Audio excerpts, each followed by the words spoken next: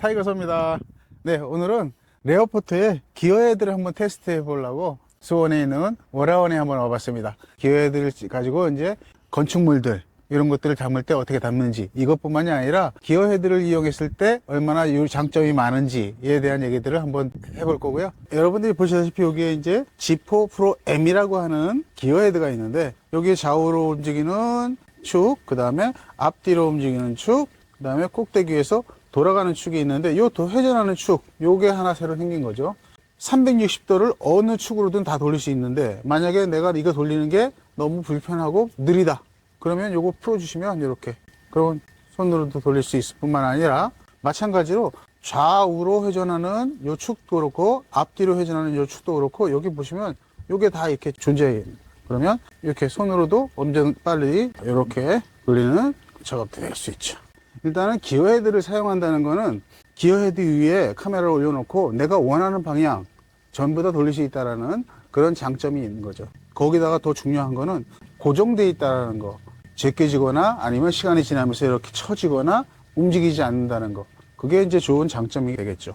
요거 같은 경우는 이제 여러분들이 보시다시피 요 G4하고 그 동생이라고 보시면 됩니다. G3. 훨씬 작으면서, 물론 이제 여기 올라가는 무게도 조금 더 낮아지긴 하지만, 여러분들이 사용하는 모든 카메라 장비를 다 올려도 될 정도의 충분히 무게를 이제 견딜 수 있는 그런 기어헤드가 되겠고요. 대신 이제 크기만 좀 작아지는, 이건 무게가 좀 가볍겠죠, 훨씬 더. 그래서 좀 더 가볍게 쓰고 싶으신 분들한테 사용하시면 훨씬 더 좋은 장비가 되겠습니다. 다음 장비를 보시면, 자, 요거는 우리가 기존에 제일 처음에 사용했던 G4죠. 요거 같은 경우는 요 위에가 돌아가는 게 없죠. 그래서 이제 이걸 풀러서 요걸 이렇게 돌려야 돌아가고, 요걸 다시 잠그는 그런 형태고, 요거를 돌릴 때는 항상 풀어야 되는 그런 모드였어요. 제일 처음에 나왔던 버전입니다.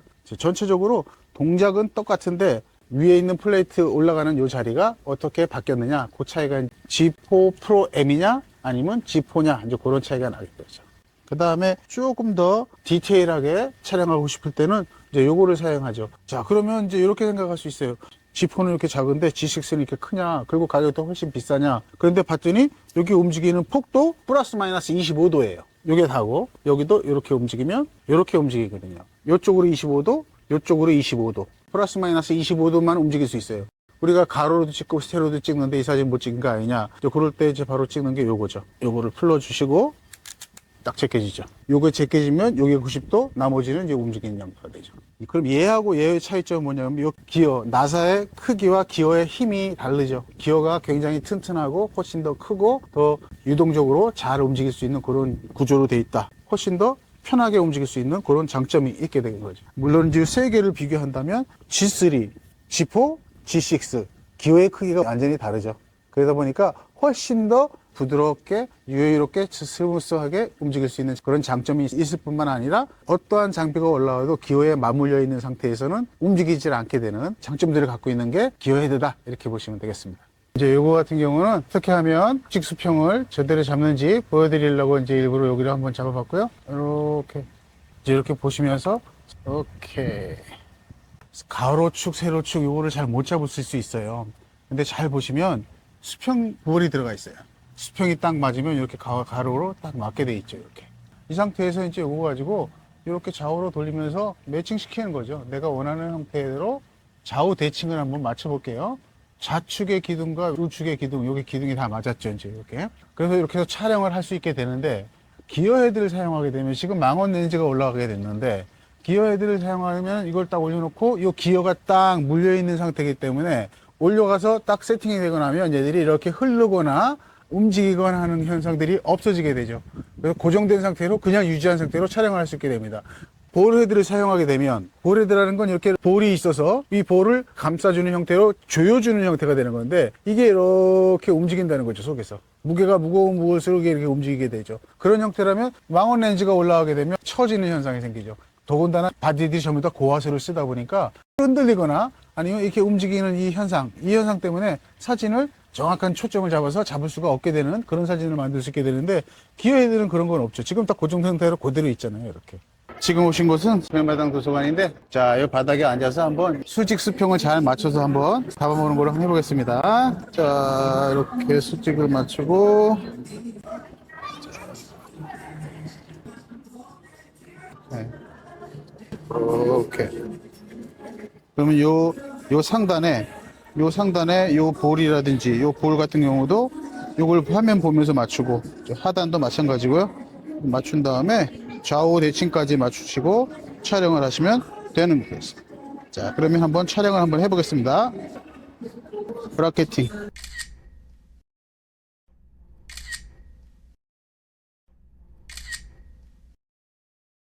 네, 지금 같은 경우는 세로 사진으로 이제 여기만 담았습니다. 그래서 요거를 원하는 형태대로 움직여도 되고, 이렇게 하고 촬영하게 되면 이제 지금 현재로는 광각 렌즈에 좌우 상하 전부 다 맞춘 그런 상태로 이제 수직 수평을 잘 잡은 상태로 촬영하게 되는 거죠.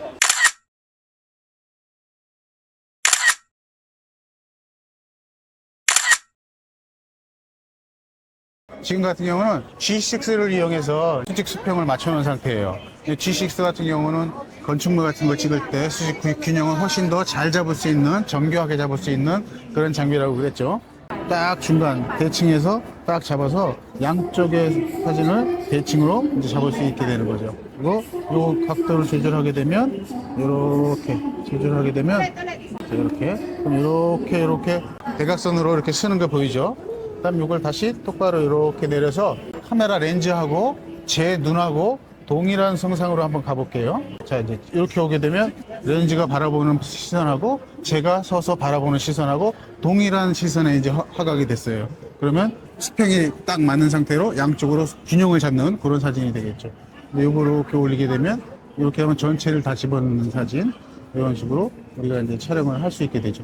조금 더 디테일하고 좀 더 안전한 그런 균형이 있는, 균형감 잡힌 그런 사진을 찍을 때 사용하는 것이 바로 이제 G6 기어 헤드가 되겠습니다. 여기 같은 경우는 보시면 기어 헤드를 통해서 고도를 잡는 역할을 하는 건데, 고도가 잡히는 거 확실히 보이죠? 이렇게 좌우 대칭을 잡아놨습니다. 좌우 대칭이 맞은 상태로 사진이 이렇게 움직이죠. 딱 제 시선하고 렌즈하고 수평이 될 때, 그때는 양쪽이 다 맞은 그런 화각이 될 거고, 이렇게 되면 위에서 아래로 내려보는 그런 화각이 될 텐데, 이렇게 되게 되면 여기 보시면 좌우측이 이렇게 사다리꼴처럼 펴게 되죠. 요거는 이제 수평보다 아래쪽으로 내려볼 때 이제 이런 현상이 생기는 거예요. 위로, 물론 이제 위로 이렇게 보시면 왜곡이 쓰는 거 보시죠. 이제 이렇게 이런 식으로 이제 작동을 해서 쓰게 되게 돼요. 이렇게 세팅하고, 그렇게 되면 이 상태에서 이제 촬영하게 되면 이 양쪽에 사이드에 있는 부분들을 뭐 크롭 한다든지 뭐 이렇게 해서 전체적인 화각이 맞춰지는 그런 형태가 되는 거죠. 그래서 볼헤드 쓰는 것보다는 무조건 좋다. 다만 뭐 새를 찍는다든지 아니면 뭐 달려가는 자동차를 찍는다든지 뭐 이럴 때는 이제 우리가 이 기어헤드를 쓸 수가 없죠. 그래서 핸드헬드로 촬영해야 되는 그런 조건들, 아이들 뛰어다니는 거, 그런 부분만 빼놓으면 나머지는 기어헤드를 사용하는 게 100번이고 20번이고 좋다. 이제 이렇게 말씀드리겠습니다.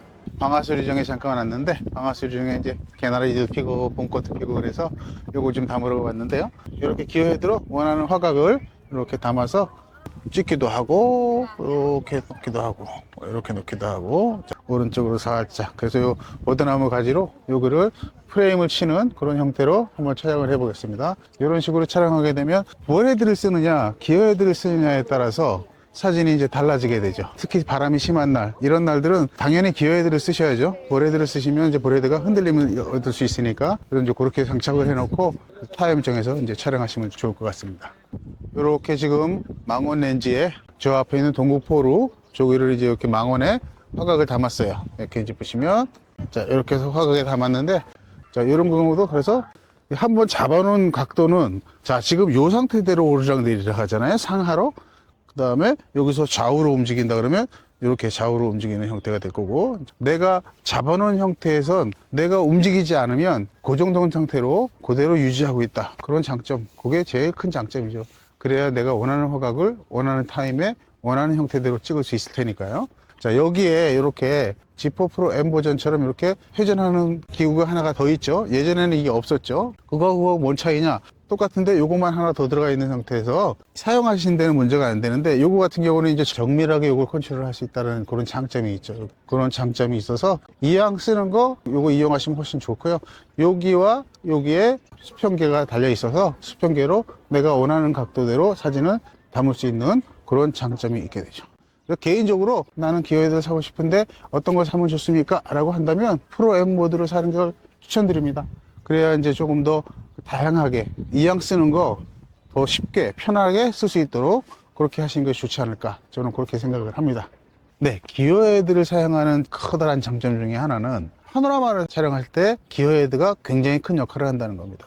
일단은 제 삼각대를 수평을 맞춘 상태에서 거기에 기어헤드를 올리고, 보시면 여기에 기어헤드에 두 개의 수평계가 인디게이팅이 되는데, 이 두 개를 수평계를 맞추신 상태에서 카메라 바디에 수평계가 수직 수평이 이제 맞춘 걸로 이렇게 표시가 되죠. 이 상태에서 프로 모드 같은 경우는 이게 이제 위에 것만 돌아가는 모드니까 꼭대기만 이렇게 돌아가는 그런 형태가 되겠죠. 그럼 요걸 돌리시면 이렇게 돌아가면서 아까 15도가 돌아갔어요. 그 다음에 또 한번 쭉 돌리면, 자, 이렇게 하면, 그러면 요거 같은 경우는 한 8도 정도 들어갔고요. 그 다음에 다시 또 이렇게 보시면, 자, 이제 요까지가 들어간 게 끝이죠. 요거를 이렇게 해서 파노라마를 양쪽 좌우로 이제 찍을 수 있게 되죠. 이제 우리가 파노라마 찍을 때 또 하나의 팁을 말씀드리자면, 일반적으로 노달 포인트를 사용하게 되면 좌우로 돌리면서 좌측과 우측을 포인트를 찾아서 이제 찍을 수 있게 되죠. 근데 지금 현재로는 노달 포인트를 안 썼어요. 제가 바디에 노달 포인트를 안 쓰니까 그건 못하지만, 요 안에서 요 화각이 맞는 요 안에서는 이렇게 화각이 맞죠. 지금 가로 세로가 이렇게 맞춘 이 상태에서는 찍을 수 있고요. 근데 이제 여기보다 벗어나게 되면, 이렇게 벗어나게 되면, 그러면 이 상태에서는 노달 포인트를 쓰면 되는데 안 썼으니까, 그럴 때는 그냥 기어헤드에 요거를 이렇게, 예, 이렇게 돌려주시면 다시 화각이 살죠. 화각이 살은 상태에서 다시 한번 촬영하고, 이런 식으로. 그래서 사진을 전체를 다 담을 수 있습니다. 보통 이제 이런 식으로 촬영하시면 되는데, 보통은 망원 같은 경우는 한 30%, 표준 렌즈 같은 경우는 한 50%, 광각 렌즈들 있죠. 16mm, 뭐 한 20mm 이하, 이런 것들은 한 70% 오버랩 시키면 왜곡뿐만 아니라 비내칭이라든지 뭐 이런 것들도 다 제거할 수 있어서 오버랩을 과감하게 많이 시키세요. 그리고 찍으시면 충분히 넓게 파노라마 찍을 수 있습니다. 그래서 이제 이 기어헤드를 사용하시면, 제가 생각할 때는 기어헤드를 사용하시는 분들은 특별히 노달 포인트 그렇게 안 쓰셔도 됩니다. 충분히 파노라마 사진 찍는데 크게 어렵지 않다, 이제 그렇게 이해하시면 될 것 같습니다. 제가 이제 오늘 기어헤드를 이제 요거를 사용하는 걸 보여드렸지만, 아까도 전체를 다 보여드리긴 했지만 이제 주로 이걸 사용했는데요. 기본적으로 프로 M 모델 정도 쓰시면은 뭐 문제 없이 기어헤드를 잘 사용할 수 있을 것 같고요. 기어헤드를 사용한 것과 안 사용한 것, 그거는 나중에 결과치로 말해준다, 이제 그렇게 이해하시면 될 것 같고요. 오늘같이 바람 막 부는 날, 이런 날 기어헤드를 쓴 것과 안 쓴 것, 그 다음에 장노출이라든지 뭐 이런 거 찍을 때, 그럴 때 기어헤드를 쓴 것과 안 쓴 것은 결과치가 많은 것을 얘기해 준다, 이제 그렇게 이해하시면 될 것 같고요. 기어헤드가 결국은 움직이지 않게 신뢰성 있게 사진을 찍어주는 것과 내가 원하는 화각의 구도를 쉽게 잡을 수 있는 것, 편안하게 잡을 수 있는 것, 이것이 가장 큰 장점이죠. 그걸 잘 이용하시면 여러분 좋은 작품을 담으실 수 있을 겁니다. 오늘 제가 이제 찍었던 내용들, 그 다음에 파노라마라든지 뭐 이런 것들을 잠깐 담았는데, 제가 오늘 담았던 이런 내용들은 영상에 한번 담아서 여러분들에게 한번 소개시켜드리는 그런 시간 한번 갖도록 하겠습니다. 파노라마뿐만이 아니라 기어헤드를 사용하는 방법들, 뭐 이런 것들까지도 영상으로 한번 여러분께 안내해 드리겠습니다. 긴 시간 함께 해주셔서 감사합니다.